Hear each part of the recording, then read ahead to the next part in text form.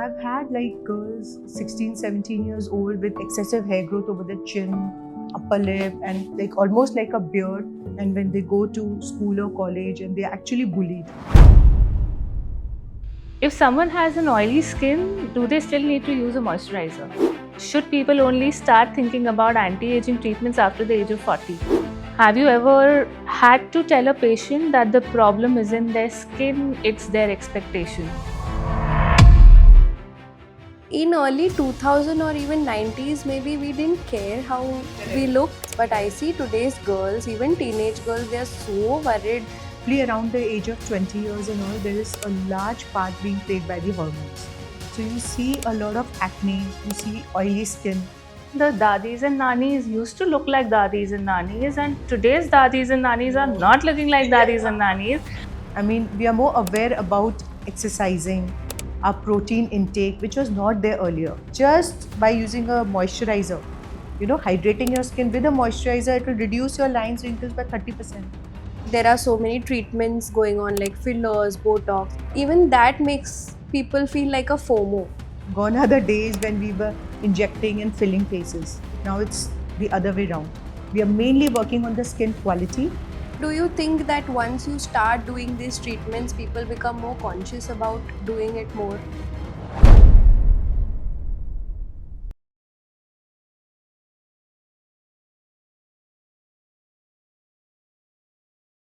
Let me start with something honest. How many times have you looked at your face in the mirror and felt like something is wrong with you? Acne, pigmentation, fine lines. We try to fix it all. Welcome to Hustle and Heart with Juhi and Tanvi.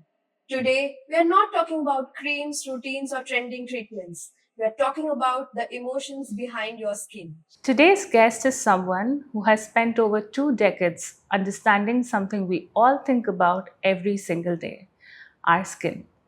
Dr. Karishma Balani is a senior consultant dermatologist, trichologist, and anti aging specialist at Sinova Clinics in Mumbai, with more than 25 years of medical experience helping people not just look better but feel better about themselves. She is also a speaker at national and international dermatology conferences and continues to stay at the forefront of aesthetic medicine globally. Dr. Karishma, it's such a pleasure to have you with us at Hustle and Heart with Juhi and Thank Tanvi. you. So, Dr. Karishma, in all these years of your practice, how often do you think that the issue is generally about self confidence or body image more than it is about their skin or hair? Most of our patients, most of the population is very much influenced by the social media. So the moment you wake up in the morning, the first thing, that phone in your hand, and you start, swiping and seeing everything and scrolling everywhere. And most of the time, what we have seen is people feel that the pictures which they see are real, and they don't realize that they're all edited, they're all filtered, and what all goes on, behind the scenes. So they try to chase perfection. They want a perfect skin, and a perfect body, which actually in real life doesn't exist, right? So we try to change their mindset, rather than chasing perfection or a perfect skin, go for a healthy skin. That's what we are trying to change the mindset. Like a large part of my practice is dealing with women who suffer from PCOS. So what we try to make them understand is, rather than working on the skin surface of the skin, you work on your internal problems. Many of them, they're just like one acne and applying creams and not getting results, and they keep changing doctors rather than finding out. They mustn't be knowing, they mustn't be aware that they're having a hormonal issue. So unless you treat the underlying cause, your problems are not going to get solved. So we try to make them understand that, listen, we need to work on your internal stuff, like your hormones, your nutrition, your lifestyle changes, your stress management. Only then and then you will get good results on your skin, even without, applying expensive creams and expensive treatments. Yeah. But with the social media that you were talking about, people also see like there are so many treatments going on like fillers, Botox, and there are non-invasive also nowadays. But even that makes people feel like a FOMO. the fear of missing out, whether, especially when women are aging or certain pigmentation or aging signs start to show up. Nowadays we are seeing that there is a shift from injectables, injecting fillers, to more into regenerative medicine. So there's a proper shift. Gone are the days when we were injecting and filling faces. Now it's the other way around. We are mainly working on the skin quality, and there's something called as prejuvenation, that before the signs appear. And nowadays the new generation is very smart. They want to prevent things, prevent anything from coming up. So the right way, correct way to follow is you start early. So I'll just mention, for an example, at the age of 25, you start losing your collagen 1% a year.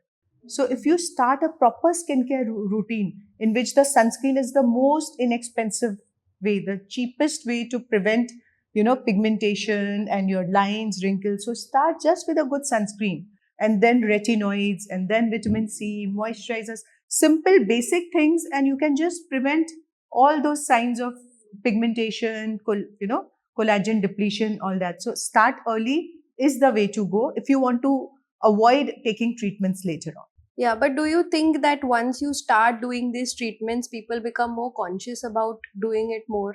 Yeah, so there has been, there was a culture of overdoing things. Like people really had FOMO. Oh, this has come, I want to do this. Oh, this has come, I even want to do this. So at times, even for us as doctors, it's so difficult to cope up with the latest new trends coming, new treatments coming. So for us also, it takes time to have confidence in a particular treatment and then get it to our clients or patients. So there lies the importance. That's why we keep attending the international conferences, keep updating ourselves every next day. There's a new treatment which has come up, and even before we can work on it or details, patients are already asking us, doctor, PDRN has come, doctor, exosome has come. So how do we? So it's like, they are making us forget the basics and get in. So it's very important for everybody to start with simple basic things, simple skincare routine, simple treatments which can give you a very good result, and not altering your features, not overdoing.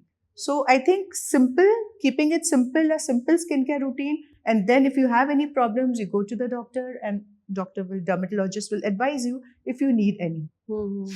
So with so much of information overload, obviously there are people who take it very, very, emotionally, and more than their medical issue might be very minor medically, but it has an impact on them emotionally, relationships wise, and even on their career. Have you had such experiences? Yes, and could you tell us some? We see it day in and day out. As I told you, a large part of my practice comes from PCOS, women with PCOS, and obesity is an issue with them, acne, pigmentation, excessive hair growth, thinning of hair. They're all hormone related. So they are emotionally so unstable, and they don't have the confidence to face the world. So what we do is, in our practice, we require to really counsel them and make them feel it's not a big thing. It can be managed. It can be controlled beautifully. But yes, of course, you have to take, initiative to make lifestyle changes in your nutrition, your stress management, step by step. So we make a chart for them. This is how you have to follow. And gradually, we've controlled so many of our PCOD patients, and they're doing very well. Can you share some stories or some Examples. experiences that you've had? Yeah, so I've had like girls 16, 17 years old with excessive hair growth over the chin, upper lip, and like almost like a beard. And when they go to school or college, and they're actually bullied, and they feel very underconfident and very, and again, obesity, like people keep pointing it out, that, oh, you look so ugly, you look so, again, with the acne, they feel very underconfident. There have been mentions that people actually have suicidal tendencies. So it really is a big issue for them to handle it. So what they need is a good guidance, a good doctor, a good family support. So family support is again very important. When your parents keep telling you, every morning that don't eat this, don't eat that, and why are you doing this? They continuously, there is, somebody hammering your brain. So again, they definitely need some amount of counseling. Even the family has to be counseled that, you have to go slow. It's not the person's fault. It's the hormones. So how you control it, how gradually. So that's why it's a teamwork.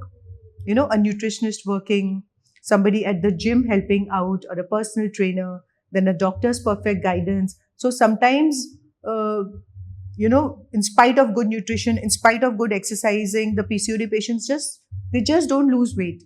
So there comes the role of a doctor, a dermatologist, or obesity consultant, helping them out with what is called as pharmacotherapy. When you give them some medicines which actually works on the insulin resistance, and immediately they start dropping weight, they start seeing the results, and they have start getting results in everything: your acne, pigmentation, excessive hair growth, thinning of hair. Of course, we in patients where we need to combine treatment, we combine like lasers and chemical peels and PRPs and all that. So it's basically a holistic approach. We have to combine all the treatments together, not one single treatment. In early 2000 or even 90s, maybe we didn't care how we looked, and I didn't even bother that if there is a hair on my face. But I see today's girls, even teenage girls, they are so worried. I think because of the exposure that they have with social media as The social media is to be blamed. yeah. But we've seen that from childhood. Now, just recently, my daughter had her annual day, and for 4 days continuously, there was makeup being applied on the skin. So I don't think our mothers cared about Yeah. whether how much makeup is being applied, what are the Correct. right kind of products Correct, that are being correct. used. Correct. We can also see that from childhood to teenage to adulthood, after becoming a mother, and later on in your menopausal phase, the skin has been changing over these life stages. Roughly around the age of 20 years and all, there is a large part being played by the hormones. So you see a lot of acne, you see oily skin. These are generally the problems because of the hormonal changes, right? And again, at that time, you may have a little excessive hair growth, those who have a hormonal imbalance. You may start, nowadays, we are seeing more and more of thinning of hair, especially post COVID, in females and in And males. in males. Both we are seeing a high percentage of males and females at a young age having thinning of hair. So again, in them we have to consider hormonal imbalance and do the investigation and find out at an early stage so that treatment can be given and they don't progress further. Then around the age of 30-35, you have problems like pigmentation, like a melasma, and again hair fall, all these things.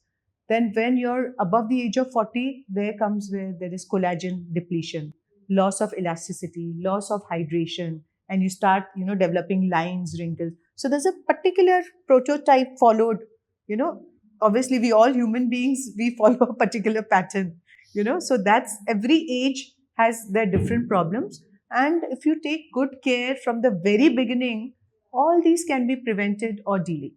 But genetics also must have. Of course, genetics play a huge role, huge role. Our dadis and nannies had such amazing skin. So that time, what food we used to have, it was pure, not, with all these pesticides and all that stuff, what we are having nowadays. So there's also an entity called as endocrine disruptors, a huge part. So all these things play a role. Now people ask me, doctor, why did I develop PCOS? Why, my, this one doesn't have, my sibling doesn't have or whatever. So it's a lot to do with, it's actually multifactorial. It's a lot to do with your lifestyles, your sleeping patterns, your food, your intake. Nowadays, people like Swiggy, Zomato. So, that junk food, it's not good. It has high glycemic index. So, what happens? High glycemic index, again, if you have more sugar in your body, it works, it glycates the amino acids, glycation, and that leads to premature aging. So, I mean, the amino acids are affected with the sugar content in the bloodstream, and then they are not as efficient in what they're doing. Exactly. Yeah, I mean, we've obviously experienced how much lifestyle has a very, very huge role in everything that we look, feel, and do. But on the contrary, I feel the dadis and nannies used to look like dadis and nannies, and today's dadis and nannies are not looking like dadis and nannies. And then we're always talking about how healthy they ate and what they did. But then how is this happening? So now, addressing your question about pehle ka dadi maas used to look like dadis, and today's dadi ma or mothers, they look like sisters. You know, so that's actually a fact. The main reason being, we are more aware today. You know, our generation and our previous generation, I mean, we are more aware about exercising, our protein intake, which was not there earlier.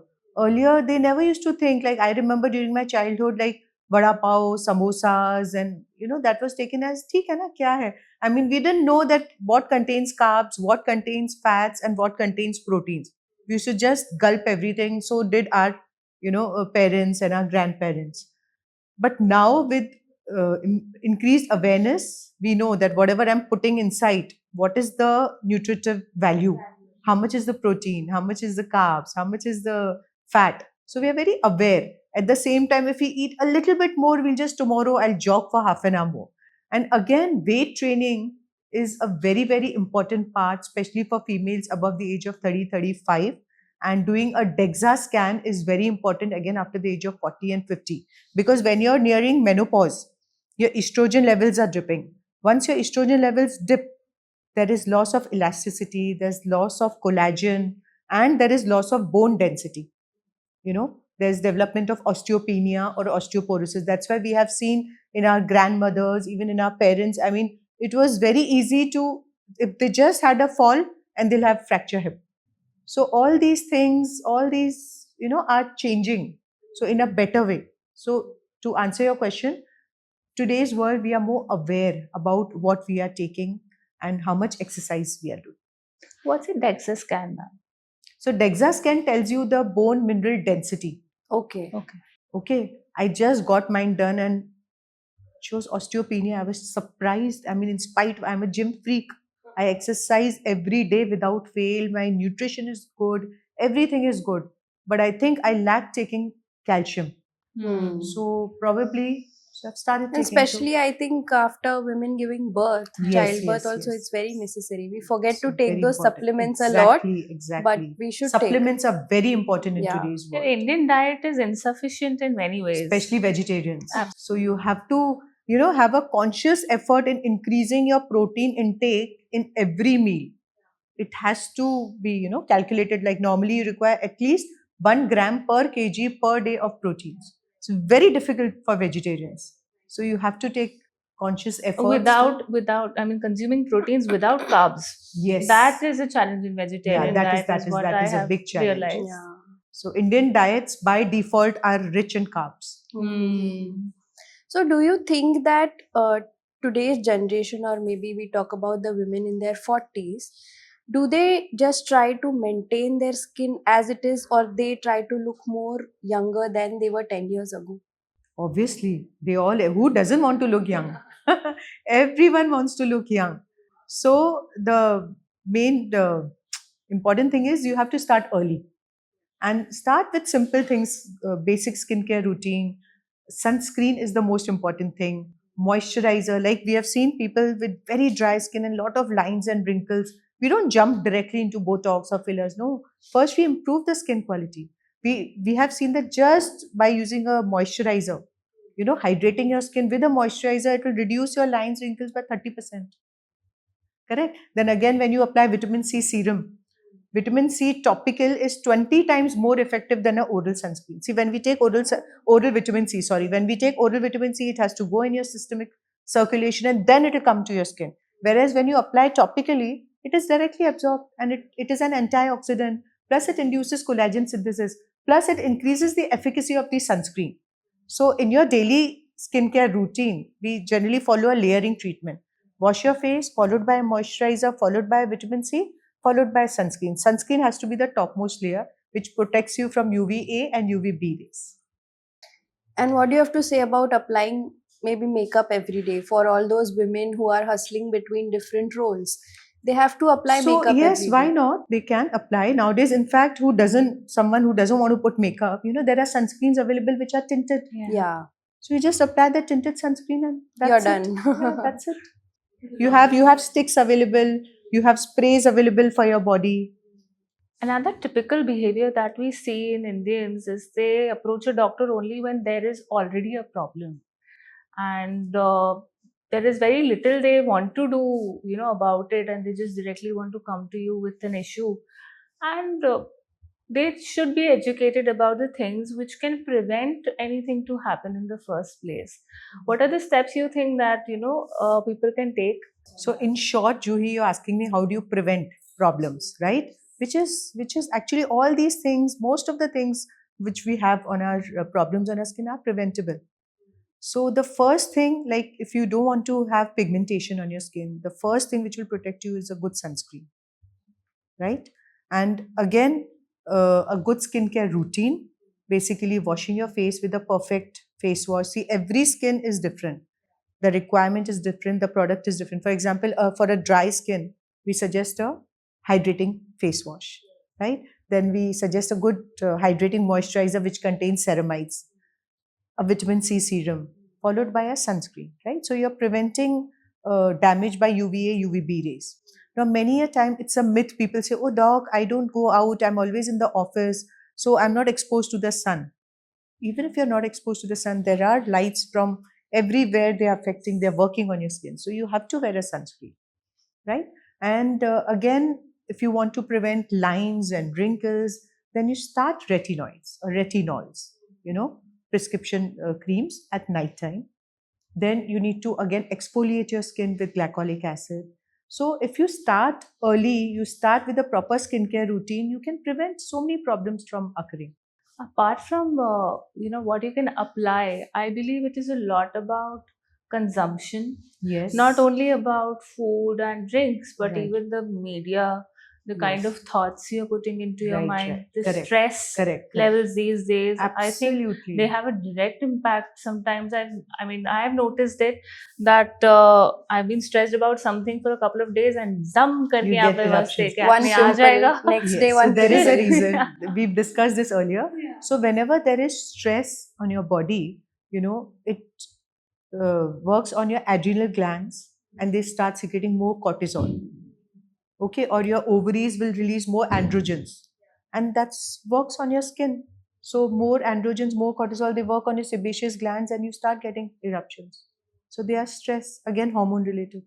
So again, it's very important to have a perfect lifestyle, which is very difficult in today's world. In a busy world, everybody is running. You finish one task, your second task is ready. It's very difficult. So in that case, you should have some kind of relaxation, like stress management, like yoga, or you do pranayams, deep breathing. So you should keep your, half an hour or 1 hour every day in which you are just with yourself and trying to just de-stress yourself.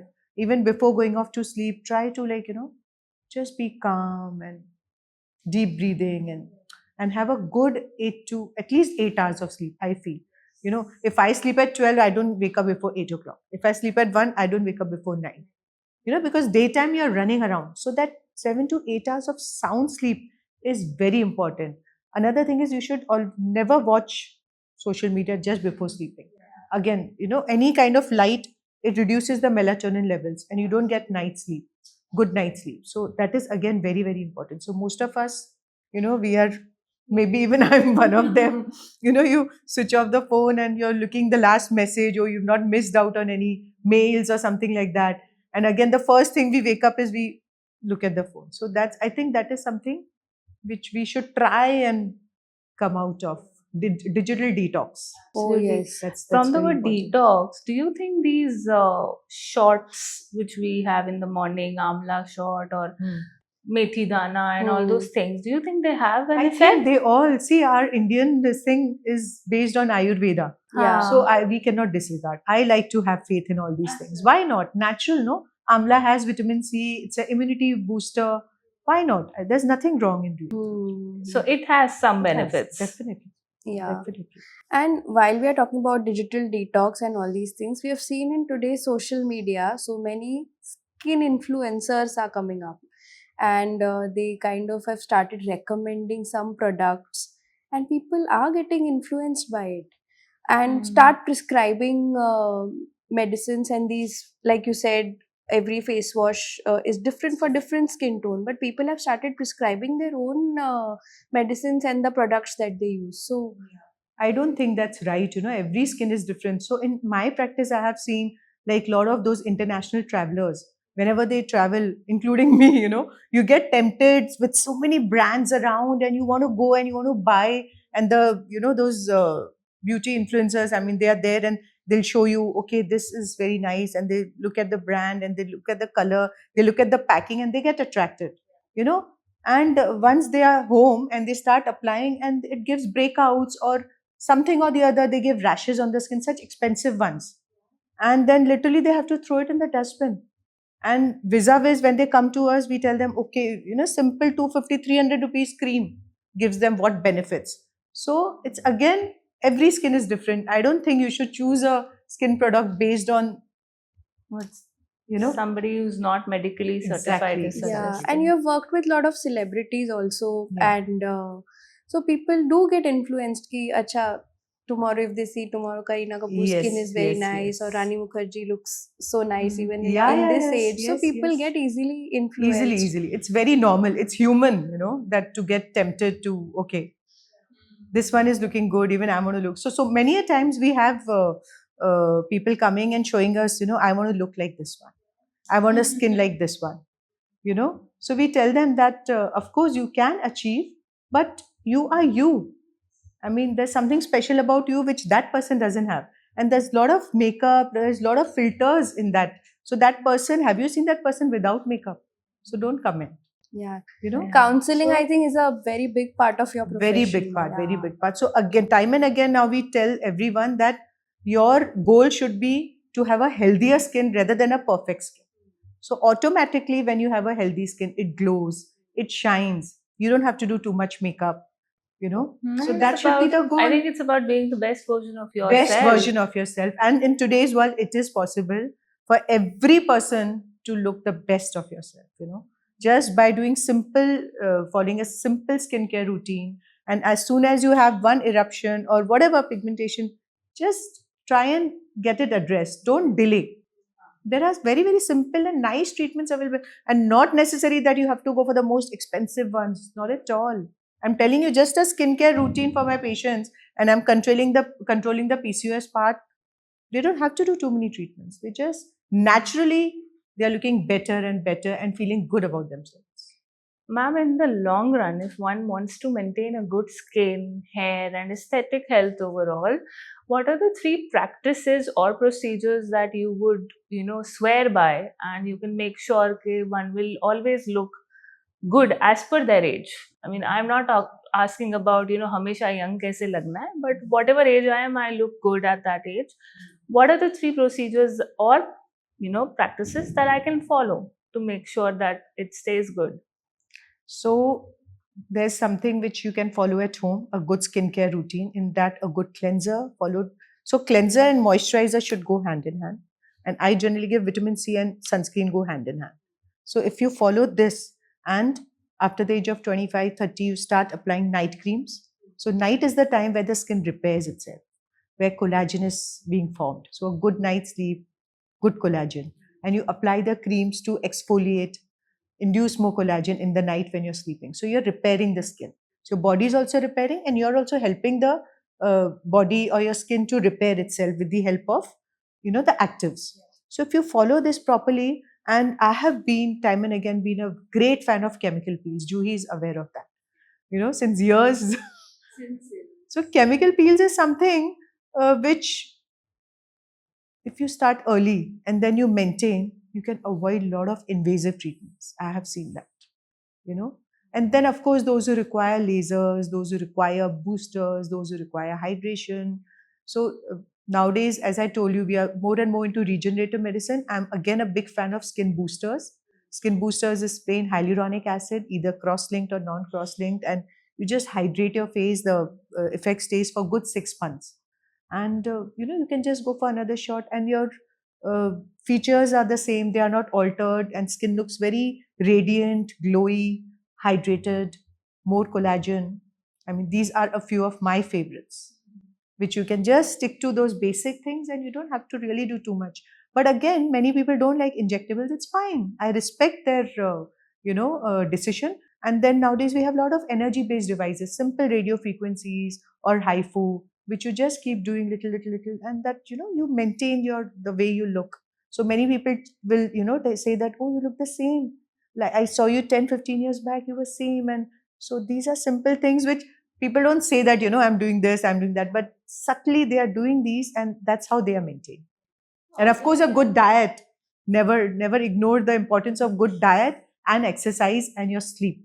That's very important. No, my mentor says this, that become selfish to become be selfish to become selfless. So I have learned that a lot. And yes, you are handling your kids, they are young, you are taking care of your business, all that is there. But if you are not taking care of yourself, you are not confident in your own skin, then nothing else will fall into place. I think to summarize it all, you should be confident in your own skin, whether you have wrinkles, whether you have fine lines. If you are okay with it, I don't think anything else matters. And like you said, a basic skincare routine to follow, and you're good to go. You know that Geet of Jab We Met, मैं अपनी favorite हूँ. I think our aim in dermatology should be to make every female or everybody feel like मैं अपनी favorite हूँ. Why not? I think it's a very good note to end the conversation on. But before we wind up on the episode, there is a quick rapid fire session just next. Are you ready for it? Yes. Ready for it. These are some questions which are general myths or realities that you will have to tell us. So here goes nothing. Are we ready? If someone has an oily skin, do they still need to use a moisturizer? Of course. Should people only start thinking about anti-aging treatments after the age of 40? No. Is the skincare industry sometimes creating insecurities just to sell more treatment and products? Possible. Possible. Are there situations where a dermatologist ethically refuses to do a cosmetic treatment? Yes. Have you ever had to tell a patient that the problem isn't their skin, it's their expectation? Yes. Can you tell us a little more on that? So, there's an entity in our practice called as BDD, Body Dysmorphic Disorder. So, wherein they're just not happy. They just want more and more and more, and they expect they should look like this one, or they should have a totally clear skin, no flawless skin, and a particular kind of features and particular kind of lips, which is sometimes not achievable. We just refuse. Do you ever see people getting procedures not because they want them, but because their partners or family or expect them to look a certain way? Yes. Very often. One skincare myth you feel people should stop believing? 12-step regimen, the skincare regimen. 12-step? Yes, there is. There are, the Korean skincare, do this, my God. And then a few of them, they'll visit Korea and they'll do 3-4 treatments together in one after the other. And they expect the same thing when they come to India, that we want a Korean glass skin and we want, that kind of a treatment which we are. Oh, that's for those kind of skins, not for Indian skin. Indian skins are different. So we have to explain them what is right and what is wrong. This is, I think, a very trending myth nowadays. People expect the Korean glass skin, and I think you've rightly put it. Very, very rightly put. Thank you so much, ma'am. This was fun. Today's conversation really makes you realize that our skin is not just about beauty or treatments. It's often a reflection of how we live, how we feel, and how we take care of ourselves. And to everyone watching, if this episode made you pause and think a little differently, the next time you look in the mirror, then that's a good start. Keep watching Hustle and Heart, because in our next episode, we'll be bringing you another conversation that goes beyond the surface. See you in the next one.